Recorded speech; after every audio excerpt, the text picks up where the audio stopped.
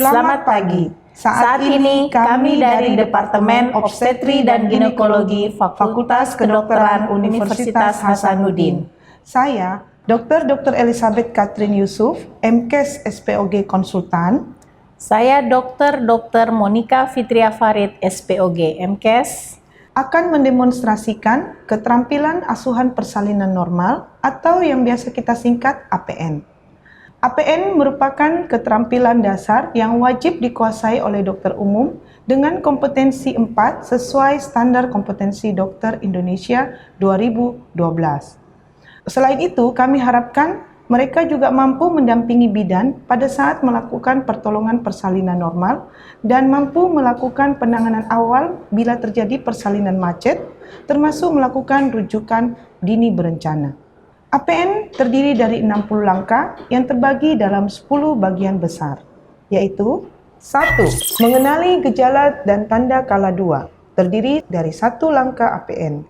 2. Menyiapkan pertolongan persalinan, terdiri dari 5 langkah APN. 3. Memastikan pembukaan lengkap dan keadaan janin baik, terdiri dari 4 langkah APN. 4. Menyiapkan ibu dan keluarga untuk membantu proses bimbingan meneran, terdiri dari 4 langkah APN. 5. Persiapan pertolongan kelahiran bayi, terdiri dari 4 langkah APN. 6. Pertolongan kelahiran bayi, terdiri dari 6 langkah APN. 7. Penanganan bayi baru lahir, terdiri dari 8 langkah APN. 8. Penata laksanaan aktif persalinan kala 3, terdiri dari 6 langkah APN. 9. Menilai pendarahan, terdiri dari 2 langkah APN. Dan 10. Melakukan prosedur pasca persalinan, terdiri dari 20 langkah APN. Mari kita menyaksikan demonstrasi keterampilan asuhan persalinan normal. Assalamualaikum Ibu, selamat pagi. Saya Dr. Monica yang bertugas di kamar bersalin pada pagi hari ini ya Bu. Aduh dokter, sakit Ibu sekali sudah mau melahirkan, tabe Bu. Nah, saya raba dulu. Oh iya, kepalanya sudah dibawa. Tunggu Bu ya, saya perhatikan dulu di bawah bagaimana. Ya, kita melihat apakah ada tanda dan gejala kala 2, yaitu ada dorongan meneran, tekanan pada anus, perineum menonjol, vulva terbuka, dan tampak pelepasan lendir dan darah yang bertambah banyak. Ya, Ibu sudah mau melahirkan Ibu, ya. Jadi tarik napas panjang, atur napas. Sabar Ibu ya, sebentar saya persiapkan alat dulu. Kalau Ibu rasa ada sakit, Ibu mengedan-mengedan saja. Ya. Aduh sakit ya, sekali dokter, sakit dokter. Kita akan mempersiapkan alat berupa partus set yang isinya 1 set handscoon steril, kemudian 2 buah penjepit tali pusat, setengah koher untuk memecahkan ketuban biar belum pecah, kemudian gunting tali pusat, ada gunting episiotomi juga. Selanjutnya kita akan mengambil spoid untuk dibuka dan ditaruh di wadah steril. Lalu kita mempersiapkan oksitosin, kita buka dan kita patahkan. Kita taruh di sini dulu oksitosinnya, dan patahannya kita taruh di safety box. Setelah itu kita siapkan juga Ibu, barang-barangnya Ibu, handuk, sarungnya, dan peralatan bayi, topi, dan baju bayi serta selimutnya. Kita juga mempersiapkan diri, yaitu berupa face shield di sini, ada masker juga, dan gaun untuk persiapan persalinan. Saat ini saya sudah memakai baju pelindung diri, yaitu berupa gaun. Saya sudah memakai face shield, masker, dan topi untuk siap-siap menolong. Lalu saya memakai celemek agar tidak terkontaminasi, melindungi baju gaun kita ini dari cairan air ketuban dan darah. Aduh dokter, sepertinya ada yang mau keluar. Iya Ibu, sabar Bu, tunggu Bu ya. Aduh, sakit Setelah sekali, kita dokter. memakai celemek, kita melakukan cuci tangan. Melakukan cuci tangan di bawah air mengalir dengan 6 langkah. Sekarang kita akan memakai handscoon, ya. Adik-adik harus perhatikan di sini, di mana bagian yang tidak steril ini kita pegang, kemudian kita merapikan handscoon dari arah bawah. Setelah itu, sebelum kita memakai handscoon yang berikutnya, kita spoit dulu untuk mengisap oksitosin.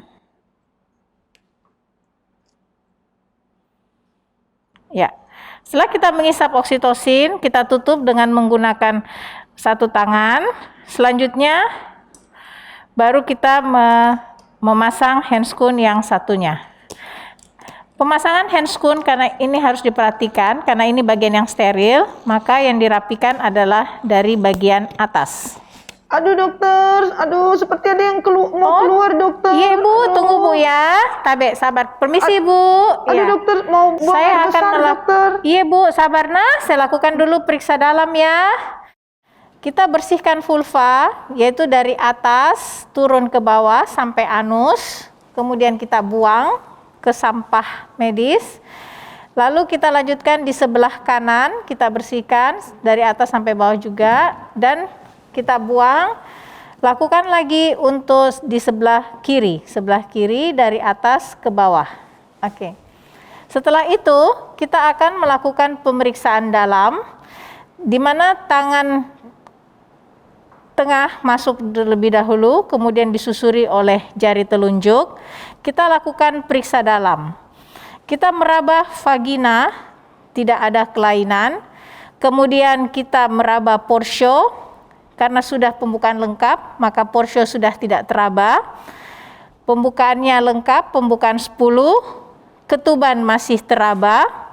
Karena ketuban masih teraba, maka kita susuri pelan-pelan dan kita meraba bagian terdepan teraba keras, berarti kepala yang berada di bagian bawah. Kita meraba mencari ubun-ubun kecil.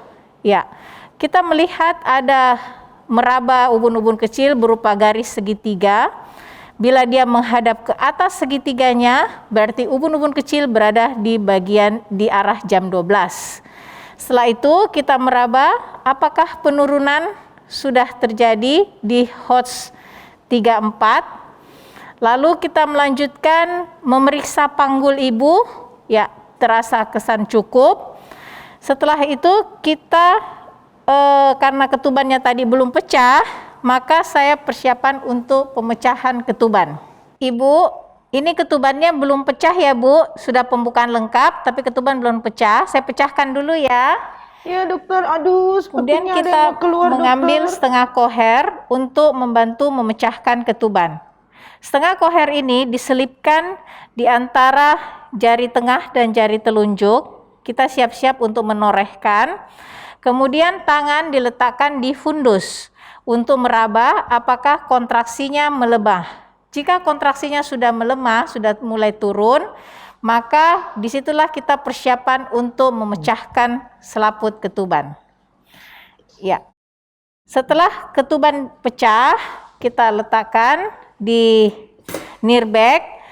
Tangan kita tidak boleh keluar, tapi kita melakukan perabaan lagi. Apakah ada bagian-bagian kecil yang ikut keluar bersama air ketuban, atau ada tali pusat yang berada di samping kepala ikut keluar bersama dengan air ketuban. Oke Ibu, ternyata aman, tidak ada, maka tangan boleh keluar. Setelah itu kita mengecek handscoon kita, apakah ada lendir, darah, atau bercampur dengan mekonial. Setelah kita melakukan pemecahan air ketuban, ini diletakkan kembali, dibuang. Setelah itu kita mencelup tangan di larutan klorin dan lanjutkan di DTT. Setelah itu kita akan melakukan pemeriksaan denyut jantung janin. Ibu, siap-siap ya Ibu ya, sudah mau melahirkan. Jadi nanti kalau ada sakit kita mengedan nih. Nah, kalau tidak ada, napas-napas kita tarik napas ya. Nanti Bapak bantu kasih minum-minum Ibu ya Bu ya. Kalau tidak sakit nah, ya Ibu bisa posisi yang nyaman, yang mana enak kita rasa. Tapi kalau Mami nanti melahirkan, tabe ibu kita bagus kalau posisi setengah duduk. Nah, tabe angkat ki dulu badan tak ya. Saya kasih posisi setengah duduk ki ibu. Nah, kemudian kita mempersiapkan untuk menolong, yaitu permisi ibu ya. Kita letakkan handuk di atas perut ibu untuk persiapan bayinya. Kemudian ini kita ambil dulu, kita letakkan alas di bokong ibu, kita lipat sepertiga bagian. Ibu, tabe ibu, angkat ki dulu. Ya. Lalu kita mengganti sarung tangan kita dengan sarung tangan untuk menolong. Kita cuci dulu di larutan klorin, buka dalam keadaan terbalik. Kita memakai handscoon untuk menolong. Ibu, permisi ya, saya dengar dulu denyut jantungnya anak tanah. Ya, permisi ibu. Denyut jantung janin didengar dengan menggunakan lenek atau monoaural, diletakkan, kemudian kita menghadap ke kaki ibu, tangan kanan meraba nadi ibu, dan kita mendengar. Ini dilakukan selama 1 menit penuh dengan menghitung denyut jantung janin. Normalnya denyut jantung janin adalah 120 sampai 160 kali per menit. Ibu, bagus Ci kita punya denyut jantungnya anak tanah. Ini 132 kali per menit. Sebentar ibu ya, napas-napas Ki dulu lagi ya. Kalau ada sakit mengedan, kalau tidak sakit minum-minum Ki. Kita siap-siap untuk menolong. Kita memakai handscoon yang steril. Ini perlu adik-adik juga perhatikan sekali lagi, memegang yang daerah yang tidak steril. Dirapikan dari arah bawah. Setelah itu kita ambil juga di bagian yang ini, bagian yang steril ya. Ingat, lihat cara pakainya. Dirapikan. Boleh dirapikan sini karena steril. Ya. Karena kita memakai handscoon, maka rapikannya dari arah atas. Ya. Permisi Ibu. Kita melakukan penyokongan di daerah perineum, tangan kanan diletakkan di bawah alas bokong, kemudian tangan kiri kita letakkan di sebelah atas. Ini gunanya tangan kiri diletakkan di atas adalah untuk mencegah supaya kepala bayi tidak terlalu cepat defleksi, untuk mencegah robekan. Di daerah kanan juga untuk mencegah supaya perineum elastis dan tidak terjadi robekan sampai ke daerah rektum atau anus. Aduh dokter, Ya. sakit sekali. Silakan dokter. Ibu mengedan ki Ibu nah. Kalau ada sakit, ayo Ibu mengedan ki. Ya, terus. Bagus Ibu, bagus Ibu. Bagusnya. Lagi Bu, sedikit Bu. Iya. Kita harus tetap menyokong agar kepala bayi tidak cepat melakukan defleksi dan tangan kanan untuk mencegah agar tidak terjadi robekan sampai di rektum atau anus. Setelah keluar bayinya, kepalanya sudah tampak, kita melihat apakah ada lilitan tali pusat atau tidak. Bila ada, normalnya tidak ada, tapi bila ada, kita akan mengecek. Kalau dia longgar, ini bisa kita longgarkan untuk mengeluarkan kepala bayi dari lilitan tersebut. Tapi apabila lilitan ini ketat, tidak bisa kita longgarkan, maka kita akan mengambil penjepit dan kita akan jepit di satu sebelah sini, satu sebelah kiri, satu sebelah kanan. Kita akan menggunting tali pusat ini, tapi jangan lupa kita harus mengalasi pakai tangan kita. Lakukan pengguntingan pada tali pusat, hati-hati darahnya muncrat. Kita menunggu bayi melakukan putaran paksi luar. Setelah bayi melakukan putaran paksi luar dengan sendiri, kita tidak boleh membantu, maka tangan kita letakkan secara biparietal untuk melahirkan bahu. Kita melakukan ke arah bawah dulu, menarik ke arah bawah untuk mengeluarkan bahu anterior. Lalu kita ke arah atas untuk melahirkan bahu posterior. Setelah itu, kita akan menahan dan melakukan sangga dan susur. Setelah bayi lahir, kita langsung meletakkan di atas perut ibu. Bayi langsung kita selimuti, kita lindungi kepala terutama untuk mencegah hipotermi. Setelah bayi diselimuti, kita melakukan pembersihan pada bayi, dikeringkan, sekalian melakukan rangsang taktil. Sambil kita melakukan pengeringan dan rangsang taktil, kita langsung menilai apakah bayi bernapas spontan, bayi melakukan pernapasan secara spontan. Kemudian kita melihat tonus, dengan dia bergerak aktif, berarti tonusnya bagus. Ibu, tabe bu, pegang dulu bayi tanah supaya tidak jatuh. Setelah itu, kita akan mengecek fundus. Apabila dia berada satu jari di bawah pusat, itu berarti tidak ada lagi bayi kedua yang berada di dalam perut ibu. Ini berarti kita aman untuk melakukan suntikan oksitosin, melakukan manajemen aktif kala 3. Kita mengambil oksitosin yang sudah berada di dalam spoid yang tadi kita sudah siapkan, lalu kita menyuntikkan pada paha ibu. Permisi ibu, saya suntik dulu nah.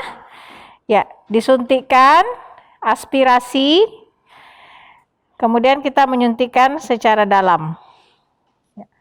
Setelah itu, kita mengembalikan kembali suntikan kita.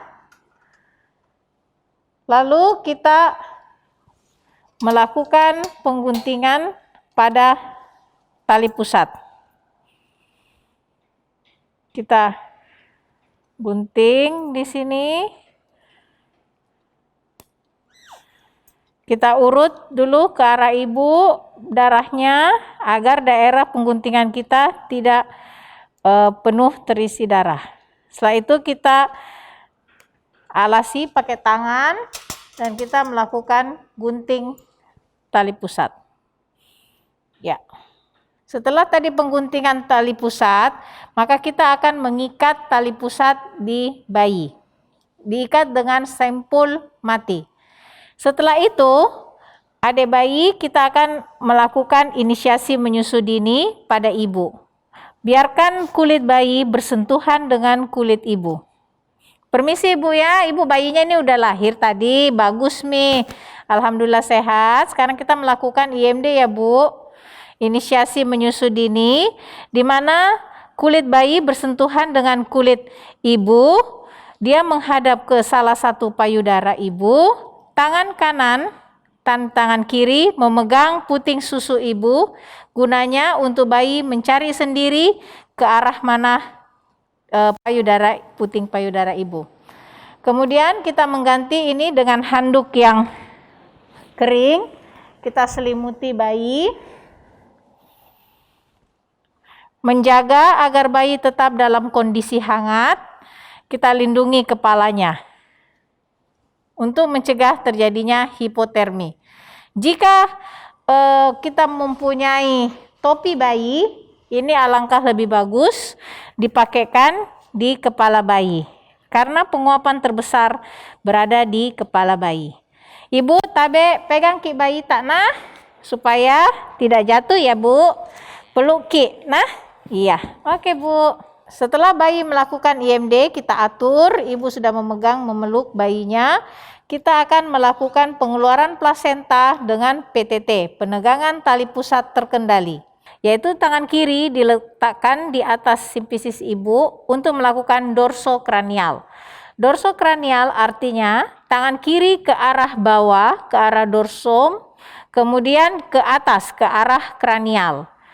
Begitu juga bersamaan dengan itu, tangan kanan akan melakukan penegangan tali pusat terkendali, yaitu kita ke arah bawah dulu bersamaan dengan melakukan dorso, kemudian kita ke arah atas bersamaan tangan kiri juga melakukan ke arah kranial. Ya, ini tidak boleh melakukan penarikan sampai terjadi keluarnya plasenta. Jika plasenta sudah lahir, maka kita akan menjemput plasenta dan melakukan pemutaran hingga plasenta lahir secara sempurna. Setelah plasenta lahir, kita harus mengecek, permisi Ibu, cek fundus Ibu apakah ada kontraksi atau tidak. Melakukan masase segera setelah plasenta lahir. Setelah kita memastikan kontraksi bagus, maka kita akan mengadakan pengecekan pada plasenta. Plasenta diletakkan di atas kedua tangan kita dalam bentuk cekung seperti begini, sehingga kotiledon-kotiledon itu merapat. Sehingga dengan gampangnya kita bisa mengetahui apakah ada kotiledon yang tertinggal di plasenta ini. Setelah itu, setelah kita yakin lengkap selaput dan kotiledonnya, maka kita melepaskan juga klem. Kita ambil dan meletakkan klem kita ke dalam klorin, sedangkan plasenta kita letakkan ke dalam wadah plasenta yang sudah disediakan. Selanjutnya, kita akan melakukan pemeriksaan dalam untuk memastikan sekali lagi tidak ada plasenta yang tertinggal, atau kita juga bisa dengan mengecek apakah ada robekan atau tidak. Kita mengambil has steril, kemudian kita melakukan digulung pada jari kita untuk mencegah supaya pada has ini tidak tertinggal di dalam. Di samping itu, tangan kiri kita menekan fundus, tangan kanan masuk, kita melakukan pembersihan stolsel dan bila ada selaput-selaput yang tertinggal. Kemudian kita buang lagi, kita buang ke dalam sampah medis, kita mengambil lagi yang baru, kemudian kita mengecek apakah ada robekan atau tidak. Cara mengecek robekan adalah kita menekan ke arah bawah, kita dab, tidak boleh digosok karena nanti akan menambah robekan. Kita cek lagi di sisi sebelah kanan, kita dab, kita cek di arah sebelah kiri ada robekan atau tidak. Kemudian kita cek juga di sebelah atas. Dilakukan secara perlahan-lahan. Setelah yakin kita tidak ada robekan, maka kita kembalikan lagi ini, buang di sampah medis. Nah, setelah itu kita kembali ke ibunya, membersihkan semuanya agar ibu merasakan nyaman. Ibu mau pipis, kita mengecek kandung kemih apakah penuh atau tidak kandung kemih. Bila kandung kemih penuh, kita bisa melakukan pengeluaran urin dengan melakukan kateter. Nah, setelah itu kita cuci tangan dulu, kita bereskan dulu alat-alatnya semuanya. Ini tadi alas bokong, kita taruh di larutan klorin. Kemudian tangan juga kita cuci di larutan klorin, lanjut ke larutan DTT. Setelah itu kita kembali ke ibu. Ibu, tabe ya ibu, kita mengecek ulang kontraksinya, apakah kontraksi bagus. Kita bisa mengajarkan ibu. Ibu, tabe ibu raba ini ada yang keras-keras di perut tak? Itu rahimnya ibu ya, rahimnya yang dari besar tadi sekarang mau mengecil kembali ya, jadi harus kerasnya seperti begini. Dan untuk menjaga kerasnya seperti begini, ibu melakukan masase bu, pijat-pijat seperti begini ya, diajarkan. Nanti bapak bisa bantu Ki juga, nah kalau ibu capek. Selanjutnya kita akan memeriksa tekanan darah, tanda vital ibu, tekanan darah, nadi, pernapasan, dan suhu. Kita evaluasi kembali, adakah darah yang masih mengalir atau tidak dari jalan lahir ibu. Nah, setelah itu kita akan melakukan pemantauan bayi baru lahir. Sambil melakukan IMD, kita menilai bayinya, apakah bayinya bernapas bagus, tidak sesak, dengan normal 40 sampai 60 kali per menit. Kemudian kita memegang juga akralnya, apakah tidak ada dingin, jari tangan, jari kaki. Bila ada kita raba dingin, maka suhu ruangan bisa kita hangatkan. Ya, setelah itu kita tetap mengajari ibu melakukan IMD kurang lebih 1 jam. Ibu tetap semangat ya Bu melakukan IMD kurang lebih 1 jam. Ibu tetap peluk, bisa dibantu dengan Bapak, silahkan Ibu makan minum. Sambil adik bayi tetap melakukan IMD pada ibunya, maka kita melakukan pembersihan pada badan ibu dengan DTT. Dengan menggunakan waslap, kita ambil DTT, kita bersihkan ibu. Jadi ibu dibersihkan dengan larutan DTT. Sedangkan tempat tidur itu kita dengan melakukan pakai larutan klorin. Ya. Oke, kita bersihkan tempat ibu dengan menggunakan tempat tidur dengan menggunakan larutan klorin. Kita membersihkan dulu semua alat-alat, di mana ini partus set, kita buang semuanya di larutan klorin. Kita rendam di larutan klorin, kemudian bekas poit kita taruh di sampah tajam. Ya, semuanya dibereskan. Setelah itu dikontaminasi dengan larutan klorin 0,5% selama 10 menit. Setelah kita membersihkan ibu juga, kita celup tangan di larutan klorin, lanjut dengan larutan DTT. Setelah kita melepas handscoon, kemudian kita lakukan cuci tangan, pakai handscoon yang baru. Setelah bayi juga melakukan IMD selama 1 jam, kurang lebih 1 jam, maka kita lakukan pemeriksaan fisis bayi baru lahir. Kita akan melakukan penyuntikan vitamin K dan melakukan petetes pada matanya. 1 jam dari penyuntikan kurang lebih dari vitamin K, kita suntikan di paha sisi yang berbeda untuk menyuntikan hepatitis D. Pemeriksaan fisis bayi baru lahir ini ada 24 langkah yang nanti akan kita pelajari lebih lanjut. Setelah itu, ibu dapat melanjutkan IMD. Ibu permisi ya, ini bayi tak. Lanjutkan mekik lagi, menyusui. Nah, tetap prinsip IMD, adik bayi diselimuti bersama dengan ibunya. Setelah IMD tetap dilanjutkan, maka kita juga melakukan pemeriksaan tanda vital kepada ibu, tensi nadi pernapasan suhu. Kemudian kita juga melakukan pemantauan kala 4, yaitu 15 menit pada 1 jam pertama dan setiap 30 menit pada jam kedua. Yang dinilai adalah tanda vital ibu, pengeluaran darah dari jari jalan lahir, kemudian kandung kemihnya juga. Sedamping itu, kita juga memberitahu ibu bila ada tanda-tanda bahaya. Ibu, kalau tidak enak perasaan tak, sakit kepala tak, pandangan tak rasa kabur-kabur, atau tiba-tiba lembe ini perut tak kita rasa, atau banyak berdarah kita rasa, ibu berteriak saja ya, saya ada di sini Ji. Ya.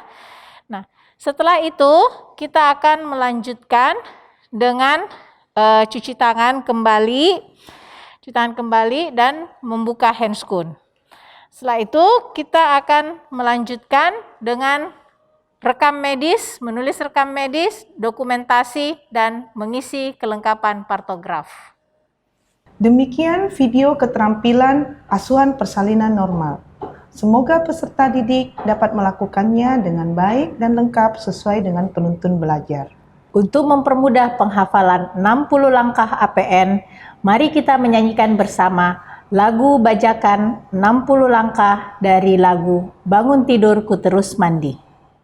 Tanda gejala kala 2, Doran teknus perjol vulka, Siap alat, siapkan diri. Celemek cuci sarung oksi. Pastikan pembukaan lengkap. Bersih PD celup DJJ.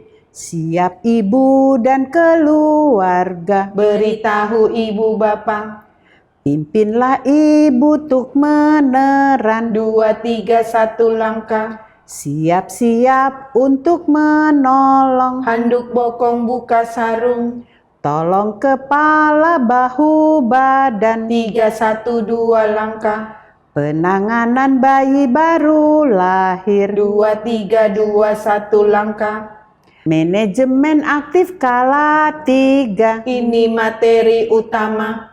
PTT plasenta masase. 3, 2, 1 langkah. Perdarahan segera periksa. Plasenta dan robekan. Pasca tindakan 20. 2, eval bersih aman Karto. Terima kasih.